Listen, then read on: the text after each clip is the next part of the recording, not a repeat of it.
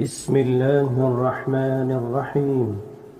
إذا وقعت الواقعة ليس لوقعتها كاذبة خافضة رافعة. إذا رجت الأرض رجا وبست الجبال بسا فكانت هباء منبثا وكنتم أزواجا ثلاثة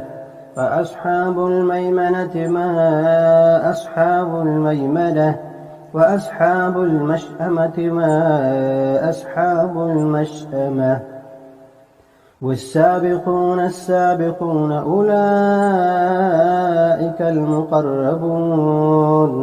في جنات النعيم. ثلة من الأولين وقليل من الآخرين على سرر موضونة متكئين عليها متقابلين. يطوف عليهم ولدان مخلدون بأكواب وأباريق وكأس من معين لا يصدعون عنها ولا ينزفون. وفاكهة مما يتخيرون ولحم طير مما يشتهون. وحور عين كأمثال اللؤلؤ المكنون جزاء بما كانوا يعملون. لا يسمعون فيها لغوا ولا تأثيما إلا قيلا سلاما سلاما. وأصحاب اليمين ما أصحاب اليمين في سدر مخضود وطلح منضود وظل ممدود وماء مسكوب. وفاكهة كثيرة لا مقطوعة ولا ممنوعة وفرش مرفوعة. إنا أنشأناهن إنشاء فجعلناهن أبكارا عربا أترابا لأصحاب اليمين. ثلة من الأولين وثلة من الآخرين. وأصحاب الشمال ما أصحاب الشمال في سموم وحميم وظل من يحموم لا بارد ولا كريم. إنهم كانوا قبل ذلك مترفين وكانوا يصرون على الحنث العظيم. وكانوا يقولون أئذا متنا وكنا ترابا وعظاما أئنا لمبعوثون أوآباؤنا الأولون قل إن الأولين والآخرين لمجموعون إلى ميقات يوم معلوم. ثم إنكم أيها الضالون المكذبون لآكلون من شجر من زقوم فمالئون منها البطون فشاربون عليه من الحميم فشاربون شرب الهيم هذا نزلهم يوم الدين. نحن خلقناكم فلولا تصدقون. أفرأيتم ما تمنون أأنتم تخلقونه أم نحن الخالقون. نحن قدرنا بينكم الموت وما نحن بمسبوقين على أن نبدل أمثالكم وننشئكم فيما لا تعلمون. ولقد علمتم النشأة الأولى فلولا تذكرون. أفرأيتم ما تحرثون أأنتم تزرعونه أم نحن الزارعون. لو نشاء لجعلناه حطاما فظلتم تفكهون. إنا لمغرمون بل نحن محرومون أفرأيتم الماء الذي تشربون أأنتم أنزلتموه من المزن أم نحن المنزلون لو نشاء جعلناه أجاجا فلولا تشكرون أفرأيتم النار التي تورون أأنتم أنشأتم شجرتها أم نحن المنشئون نحن جعلناها تذكرة ومتاعا للمقوين فسبح باسم ربك العظيم فلا أقسم بمواقع النجوم وإنه لقسم لو تعلمون عظيم إنه لقرآن كريم في كتاب مكنون لا يمسه إلا المطهرون تنزيل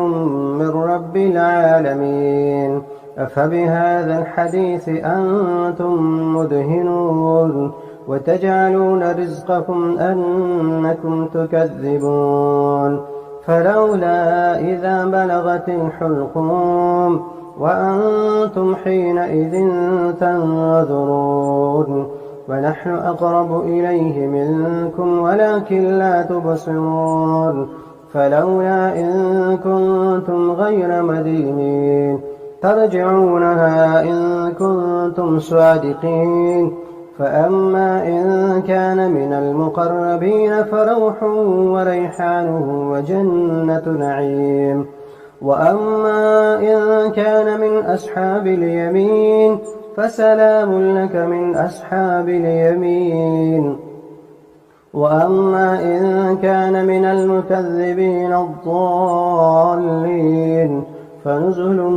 من حميم وتصلية جحيم إن هذا لهو حق اليقين فسبح باسم ربك العظيم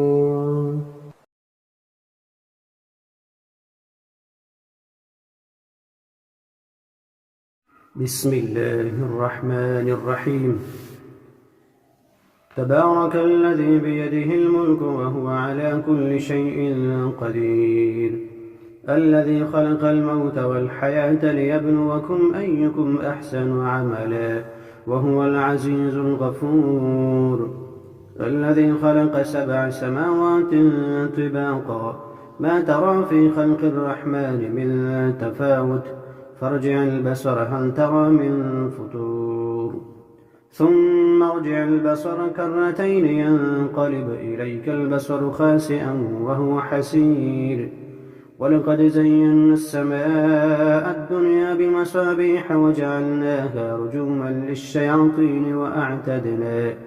وأعتدنا لهم عذاب السعير وللذين كفروا بربهم عذاب جهنم وبئس المصير إذا ألقوا فيها سمعوا لها شهيقا وهي تفور تكاد تميز من الغيظ كلما ألقي فيها فوج سألهم خزنتها ألم يأتكم نذير قالوا بلى قد جاءنا نذير فكذبنا وقلنا ما نزل الله من شيء إن أنتم إلا في ضلال كبير وقالوا لو كنا نسمع أو نعقل ما كنا في أصحاب السعير فاعترفوا بذنبهم فسحقا لأصحاب السعير إن الذين يخشون ربهم بالغيب لهم مغفرة وأجر كبير وأسروا قولكم أو اجهروا به إنه عليم بذات الصدور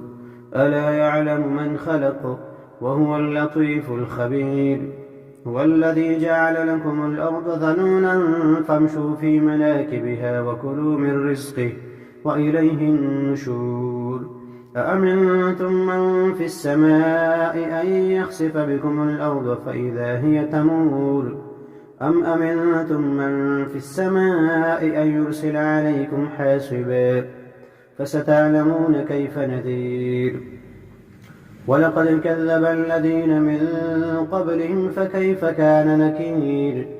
أولم يروا إلى الطير فوقهم صافات ويقبضن ما يمسكهن إلا الرحمن إنه بكل شيء بصير أمن هذا الذي هو جند لكم ينصركم من دون الرحمن إن الكافرون إلا في غرور أمن هذا الذي يرزقكم إن أمسك رزقه بل لجوا في عتو ونفور أفمن يمشي مكبا على وجهه أهدى أمن يمشي سويا على صراط مستقيم قل هو الذي أنشأكم وجعل لكم السمع والأبصار والأفئدة قليلا ما تشكرون قل هو الذي ذرأكم في الأرض وإليه تحشرون ويقولون متى هذا الوعد إن كنتم صادقين قل إنما العلم عند الله وإنما أنا نذير مبين فلما رأوه زلفة سيئت وجوه الذين كفروا وقيل هذا الذي كنتم به تدعون قل أرأيتم إن أهلكني الله ومن معي أو رحمنا فمن يجير الكافرين من عذاب أليم قل هو الرحمن آمنا به وعليه توكلنا فستعلمون من هو في ضلال مبين قل أرأيتم إن أصبح ماؤكم غورا فمن يأتيكم بماء معين بسم الله الرحمن الرحيم الرحمن علم القرآن خلق الإنسان علمه البيان الشمس والقمر بحسبان والنجم والشجر يسجدان والسماء رفعها ووضع الميزان ألا تطغوا في الميزان وأقيموا الوزن بالقسط ولا تخسروا الميزان والأرض وضعها للأنام فيها فاكهة والنخل ذات الأكمام والحب ذو العصف والريحان فبأي آلاء ربكما تكذبان خلق الإنسان من صلصال كالفخار وخلق الجان من مارج من نار فبأي آلاء ربكما تكذبان رب المشرقين ورب المغربين فبأي آلاء ربكما تكذبان مرج البحرين يلتقيان بينهما برزخ لا يبغيان فبأي آلاء ربكما تكذبان يخرج منهما اللؤلؤ والمرجان فبأي آلاء ربكما تكذبان وله الجوار المنشآت في البحر كالأعلام فبأي آلاء ربكما تكذبان كل من عليها فان ويبقى وجه ربك ذو الجلال والإكرام فبأي آلاء ربكما تكذبان يسأله من في السماوات والأرض كل يوم هو في شأن يسأله من في السماوات والأرض كل يوم هو في شأن فبأي آلاء ربكما تكذبان سنفرغ لكم أيها الثقلان فبأي آلاء ربكما تكذبان يا معشر الجن والإنس إن استطعتم أن تنفذوا من أقطار السماوات والأرض فانفذوا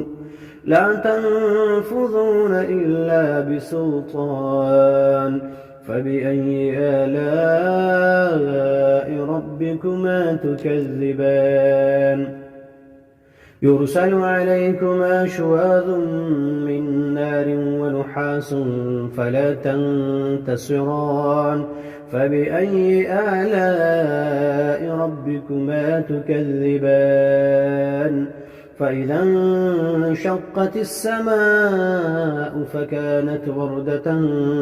كالدهان فبأي آلاء ربكما تكذبان فيومئذ لا يسأل عن ذنبه إنس ولا جان فبأي آلاء ربكما تكذبان يعرف المجرمون بسيماهم فيؤخذ بالنواصي والأقدام فبأي آلاء ربكما تكذبان هذه جهنم التي يكذب بها المجرمون يطوفون بينها وبين حميم آن فبأي آلاء ربكما تكذبان ولمن خاف مقام ربه جنتان فبأي آلاء ربكما تكذبان ذواتا أفنان فبأي آلاء ربكما تكذبان فيهما عينان تجريان فبأي آلاء ربكما تكذبان فيهما من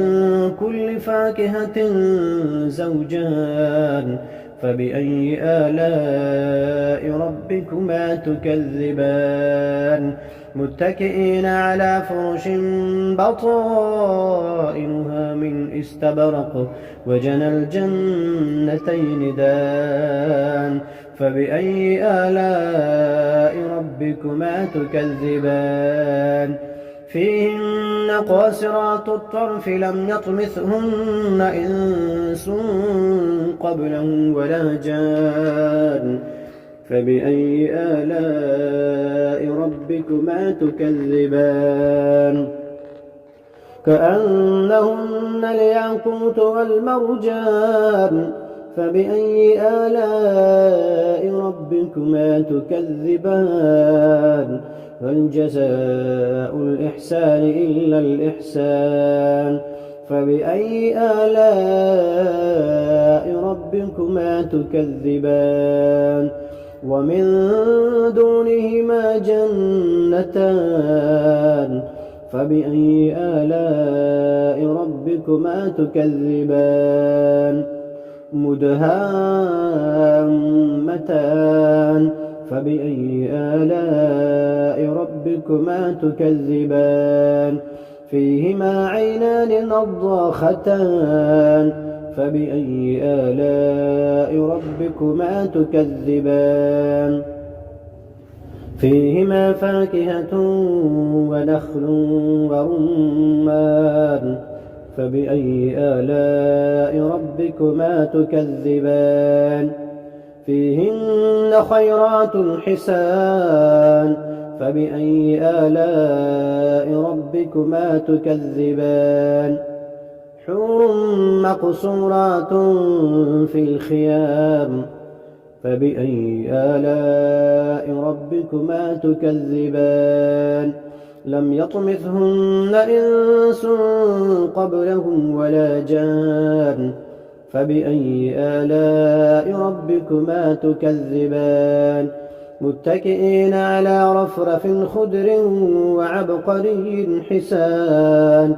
فبأي آلاء ربكما تكذبان تبارك اسم ربك ذي الجلال والإكرام.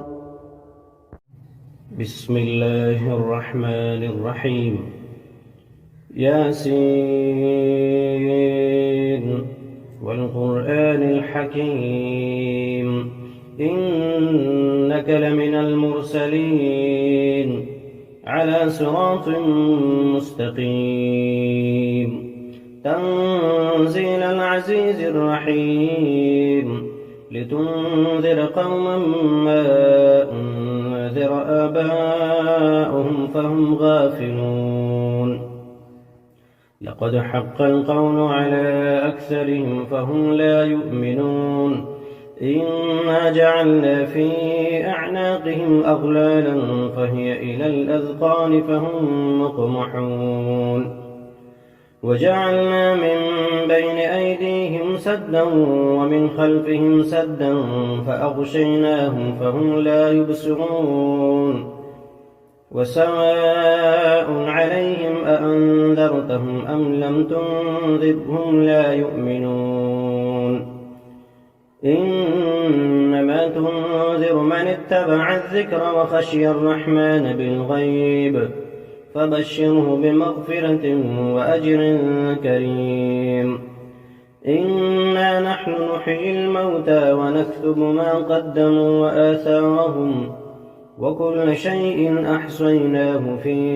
إمام مبين واضرب لهم مثلا أصحاب القرية إذ جاءها المرسلون إذ أرسلنا إليهم 2 فكذبوهما فعززنا بثالث فقالوا إنا إليكم مرسلون قالوا ما أنتم إلا بشر مثلنا وما أنزل الرحمن من شيء إن أنتم إلا تكذبون قالوا ربنا يعلم إنا إليكم لمرسلون وما علينا إلا البلاغ المبين قالوا إنا تطيرنا بكم لئن لم تنتهوا لنرجمنكم وليمسنكم منا عذاب أليم قالوا طائركم معكم أئن ذكرتم بل أنتم قوم مسرفون وجاء من أقصى المدينة رجل يسعى قال يا قوم اتبعوا المرسلين اتبعوا من لا يسألكم أجرا وهم مهتدون وما لي لا أعبد الذي فطرني وإليه ترجعون أأتخذ من دونه آلهة إن يردني الرحمن بضر لا تغن عني شفاعتهم شيئا ولا ينقذون إني إذا لفي ضلال مبين إني آمنت بربكم فاسمعون قيل ادخل الجنة قال يا ليت قومي يعلمون بما غفر لي ربي وجعلني من المكرمين وما أنزلنا على قومه من بعده من جند من السماء وما كنا منزلين إن كانت إلا صيحة واحدة فإذا هم خامدون يا حسرة على العباد ما يأتيهم من رسول إلا كانوا به يستهزئون ألم يروا كم أهلكنا قبلهم من القرون أنهم إليهم لا يرجعون وإن كل لما جميع لدينا محضرون وآية لهم الأرض الميتة أحييناها وأخرجنا منها حبا فمنه يأكلون وجعلنا فيها جنات من نخيل وأعناب وفجرنا فيها من العيون ليأكلوا من ثمره وما عملته أيديهم أفلا يشكرون سبحان الذي خلق الأزواج كلها مما تنبت الأرض ومن أنفسهم ومما لا يعلمون وآية لهم الليل نسلخ منه النهار فإذا هم مظلمون والشمس تجري لمستقر لها ذلك تقدير العزيز العليم والقمر قدرناه منازل حتى عاد كالعرجون القديم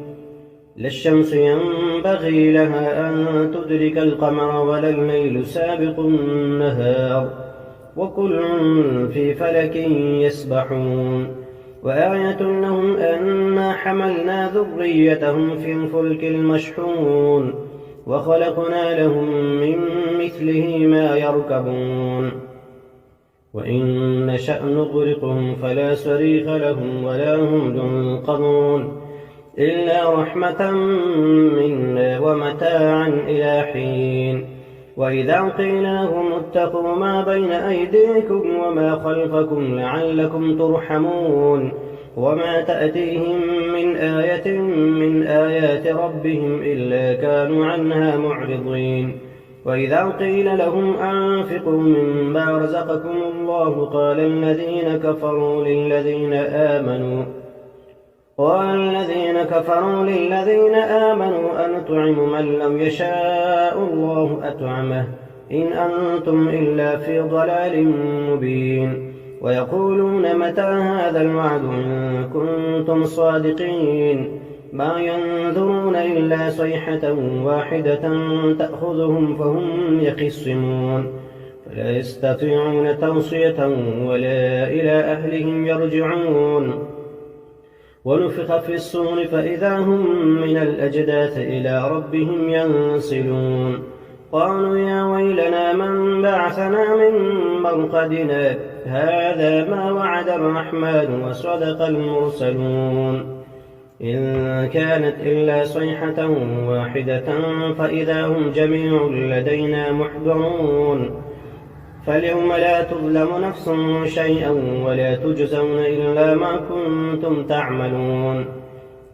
إن أصحاب الجنة اليوم في شغل فاكهون هم وأزواجهم في ظلال على الأرائك متكئون لهم فيها فاكهة ولهم ما يدعون سلام قولا من رب رحيم وامتازوا اليوم أيها المجرمون ألم أعهد إليكم يا بني آدم ألا تعبدوا الشيطان إنه لكم عدو مبين وأن اعبدوني هذا صراط مستقيم ولقد أضل منكم جبلا كثيرا أفلم تكونوا تعقلون هذه جهنم التي كنتم توعدون اصلوها اليوم بما كنتم تكفرون اليوم نختم على أفواههم وتكلمنا أيديهم وتشهد أرجلهم بما كانوا يكسبون ولو نشاء لطمسنا على أعينهم فاستبقوا الصراط فأنى يبصرون ولو نشاء لمسخناهم على مكانتهم فما استطاعوا مضيا ولا يرجعون ومن نعمره ننكسه في الخلق أفلا يعقلون وما علمناه الشعر وما ينبغي له إن هو إلا ذكر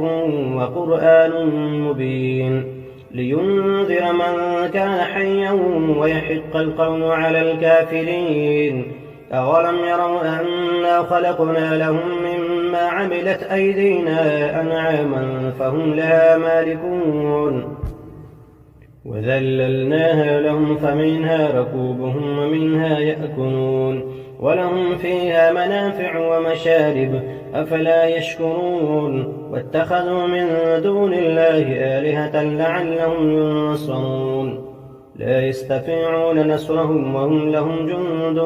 محضرون فلا يحزنك قولهم إنا نعلم ما يسرون وما يعلنون أولم ير الإنسان أنا خلقناه من نطفة فإذا هو خصيم مبين وضرب لنا مثلا ونسي خلقه قال من يحيي العظام وهي رميم قل يحييها الذي أنشأها أول مرة وهو بكل خلق عليم الذي جعل لكم من الشجر الأخضر نارا فإذا أنتم منه توقدون